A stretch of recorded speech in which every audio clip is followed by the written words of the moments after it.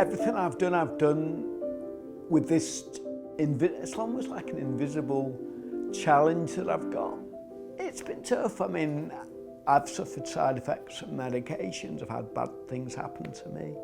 But at the end of the day, I'm a positive person, so they go into the background of my memory and I tend to focus on the positive things that have happened in my life. I normally have coffee with 1 sugar set. Here we go with the coffee.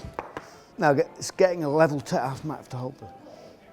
I'm very, very lucky to be in the situation I am at the moment, actually, because I'm now doing something that I love and I feel very, very passionately about. And I don't think I'd have been in the situation to be able to have done it had I not had Parkinson's disease.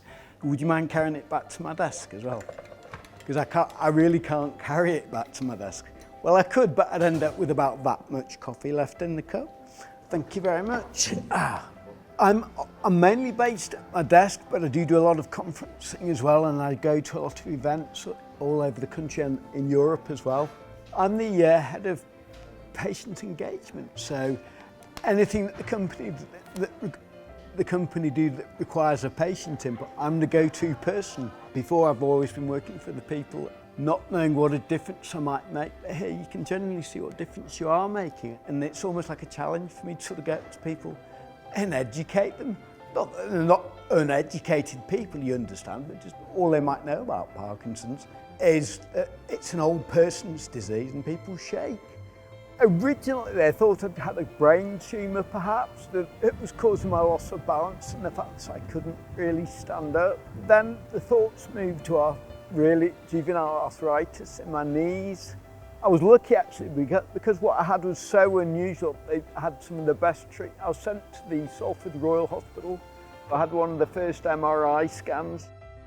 The main thing that I have now is called I have a brain pacemaker in my chest. What it does, it fires electricity and disrupts the circuits in my brain, so I can actually walk better. And by saying walking better, walk at all in some stage, because obviously without this I couldn't walk. I mean, I get exhausted and really, really tired, but I'd far rather go and see events and do things, and because I'm not really a guy for the future, I'm here for the here and now, because I know tomorrow it is going to ultimately get worse and I will end up in a wheelchair eventually. But I want to remain active and doing as long as I possibly can, and that's what I try and do. Oh, the screensaver, that's me at the top of Loughrigg with Joe Milne, who suffers from Usher syndrome. And this is Steve Watts. Steve is the only guy to have completed the Everest Marathon with a pacemaker. So two quite extraordinary people. But I've also abseiled down Manchester Town Hall. I've skydived, well, a tandem skydive. And probably another one of my proudest moments is being able to photograph at the Olympic Games. I was a football photographer. Now I'll do anything, I'll give anything a go. I can't always say I'll achieve it, but I'll certainly give anything a go. The most positive thing, I think, has been to get married, to be perfectly honest. I never thought at a young age with Parkinson's that anybody would like me enough, to be fair. And it's not always easy, them seeing you falling over in the street and struggling to eat or what have you. It can be a hard time, and I think quite often you forget about things like that. So for somebody to actually agree to take me on, if you like, was a real moment in my life.